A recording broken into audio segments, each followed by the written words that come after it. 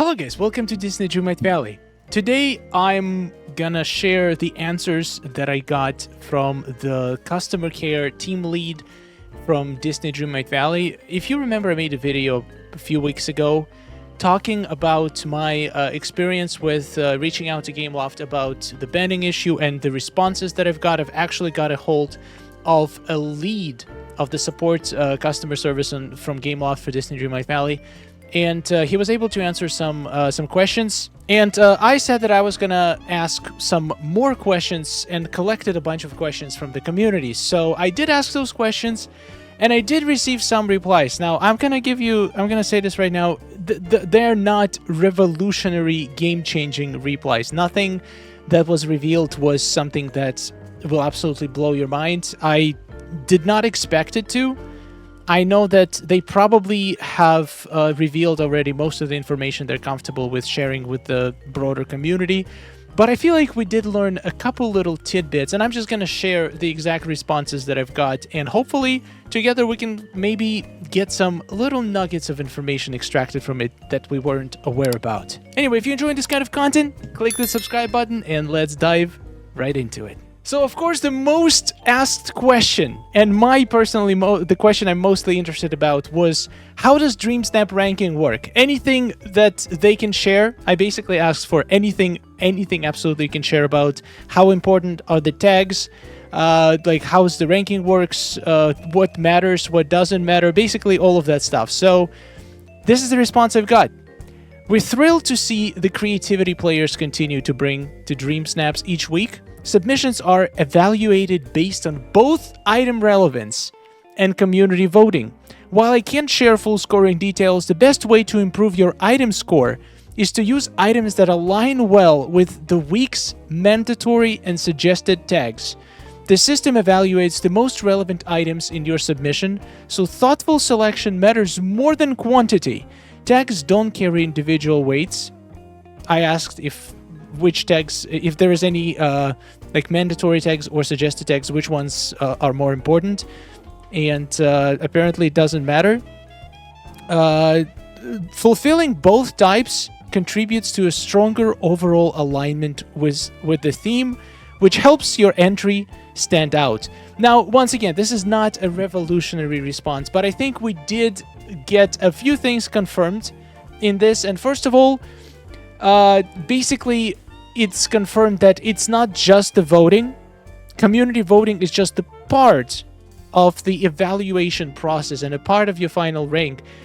Item relevance seems to be a very important part as well. Now, I tried, after getting this response, I've asked a couple follow-up questions trying to get a little bit more details, but they were not able to provide any deeper level of detail on this answer, which I totally respect and I totally understand. Honestly, this is more than I even expected to receive in response to begin with, and I feel like this is more than we've ever got from the official source about how Dreamsnap ranking works. So this confirms that there is voting part, and then there is item part, basically your tags and the items that you chose to put in your Dreamsnap.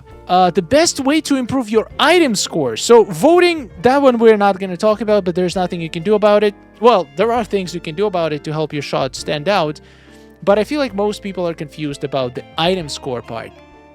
And the best way to improve it is to use items that align well with the week's mandatory and suggested tags.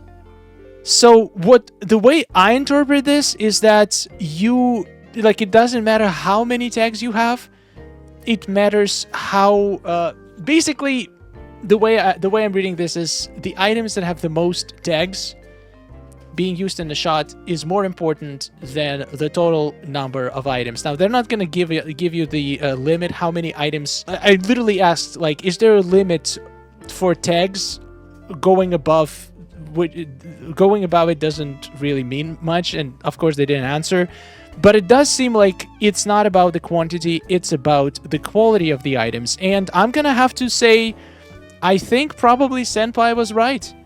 When I heard his theory about using items with all 4 tags, like pretty much every single one of them has to be in the shot to get the maximum chance, I was a little bit skeptical because it didn't align with my understanding of how the ranking worked at the moment. But over time, I was actually becoming more and more subscribed to that theory, and after reading this from official Gameloft source, I'm convinced. If you want to score high, if you want at least the item scoring part, if you want that part to be high, you have to use the top items that are in the list of the Dreamsnap, either furniture items or the outfit items. Use as many 4 and 3 tag items as you can.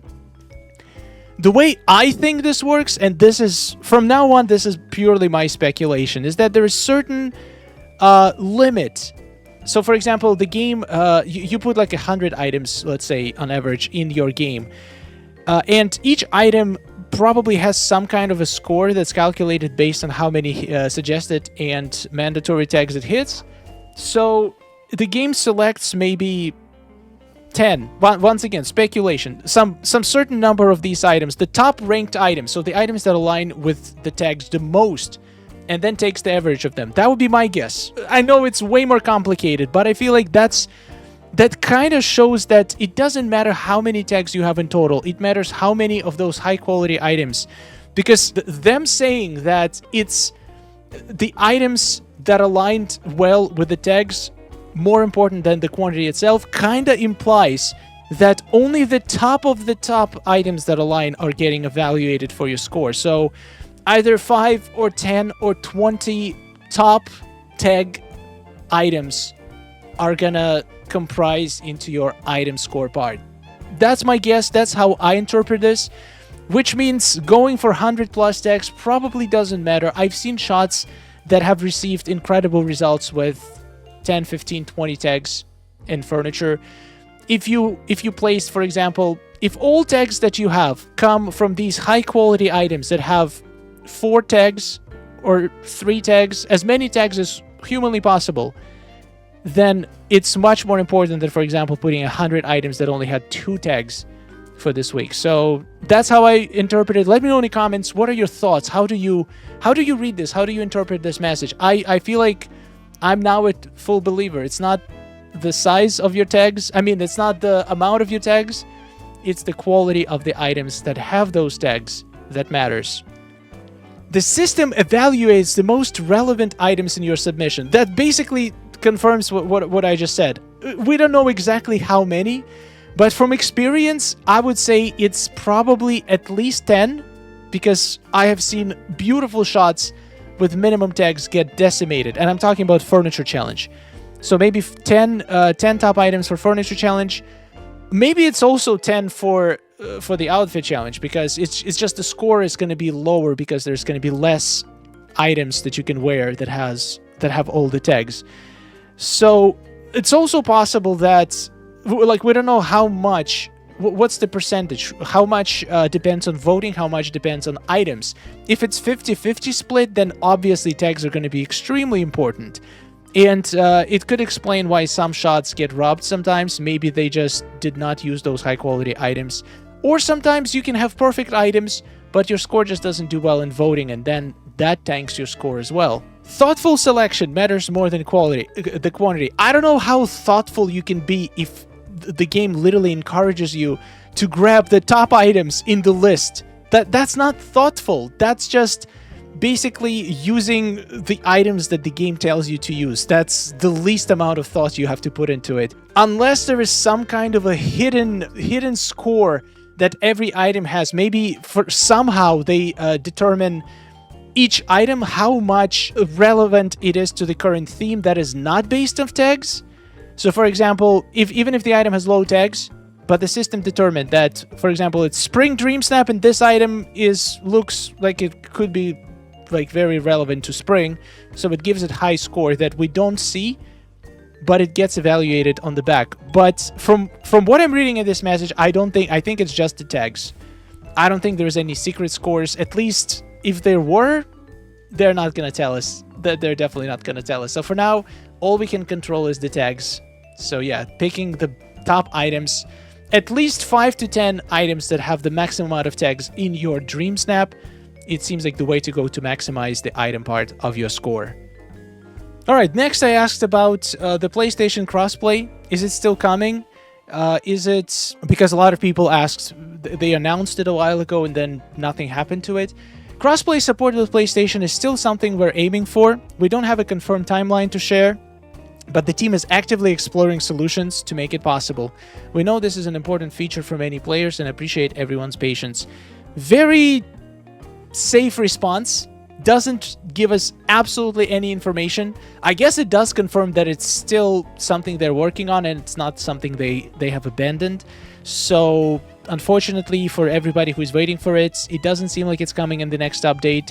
So maybe the one after that. I hope they can figure it out soon, because I know a lot of players want to switch to different platform. All right, next question a lot of people have asked was items like inauguration ribbon or green nightthorn or the vase.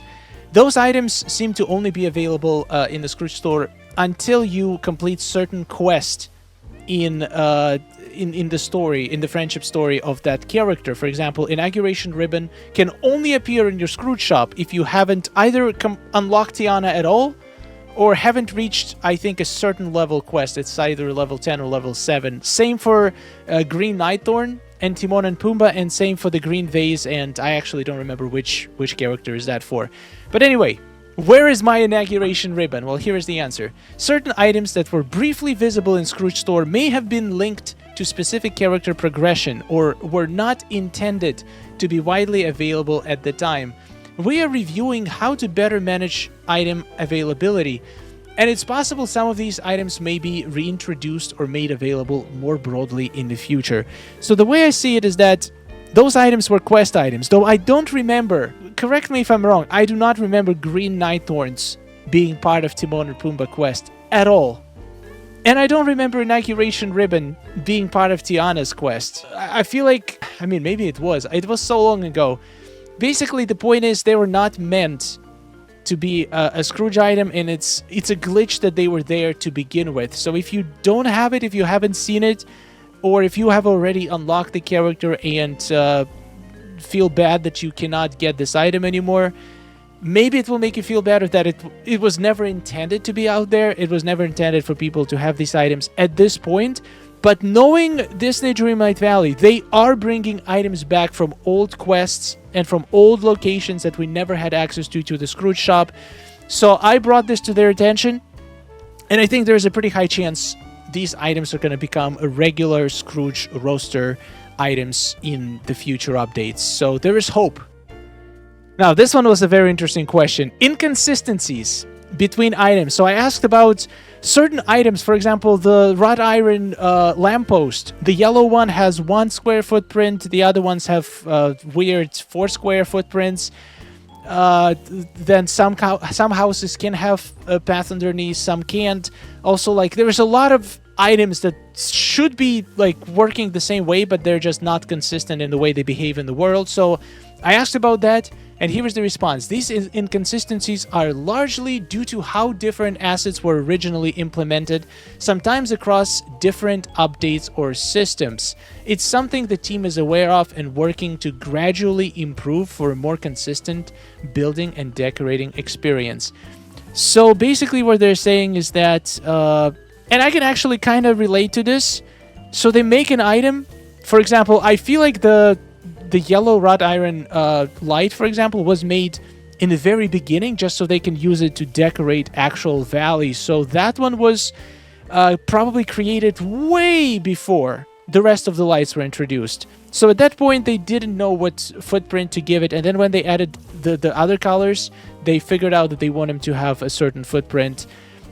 So it's like, I think I feel like I'm having the same issues on the portal sometimes. Sometimes I would implement a certain feature in a way that doesn't really work well with future features that are built upon it, and then I can either like build other things separately and just keep the initial feature like it was, or I could rebuild the initial feature and then build on top of it all the future features. So what they chose to do is to just basically abandon some of the older items that they've designed and just make the new ones from scratch using the new development implementation, whatever.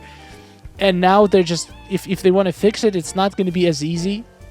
They're going to have to probably change a bunch of code, not just the code that involves those items. So it seems like it's something they are working on to gradually improve. And once again, I brought it to their attention. So hopefully this is going to increase the speed, because I made them aware that this is something a lot of people are asking about. So it's hopefully moves up higher on their priority list.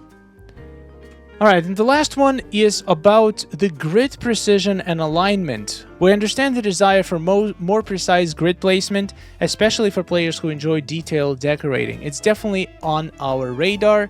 Improvements to the grid system are something we're exploring, which was obvious with us literally getting subgrid. These questions were asked way before we got the news about the tables and subgrid system on the tables in the next update. So now I can see they're definitely exploring it, and I can totally see us getting a more precise grid in the future for the entire valley. And yeah, I feel like this would solve all the symmetry issues in the game. Ability to move an item by half a square would solve every single problem. It's just going to be absolutely a bliss to decorate if we get more precise grid. So I had to ask that. So I asked a few other questions, but I'm not going to include all the stuff that I learned here, because some of it was not really important or not something that we didn't know. I just shared like the most important and interesting answers. I also have submitted a whole list of features that are the top wanted features from the community. I'll share this list right now, right here. I'm not sure if this is actually large enough. I might have made it a little bit too small. I apologize for that. But basically, these are the features that you guys requested and that I would personally want to see in the game. And they said, thank you for compiling this list. We'll pass it to our development team, which is great. I think that's a good sign.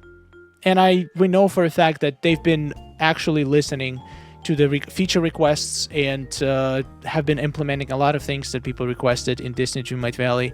So hopefully this will mean that in the next couple updates, we're going to be crossing some of these things off the list, and the game is just going to become better and better experience with every update. I'm hopeful.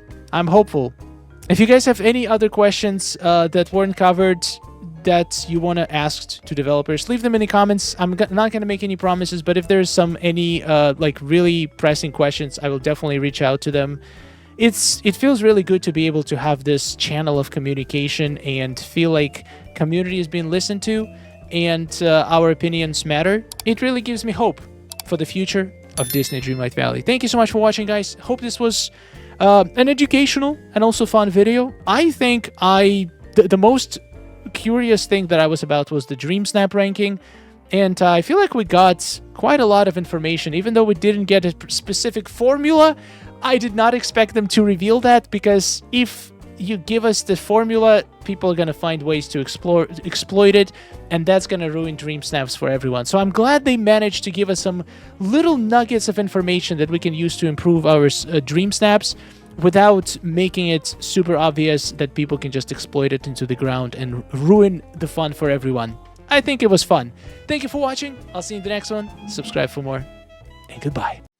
Oh, nice day we're having, isn't it? Oh, it's wonderful. Woohoo!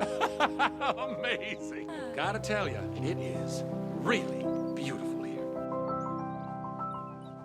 Hey, nice to see you. Oh, hello.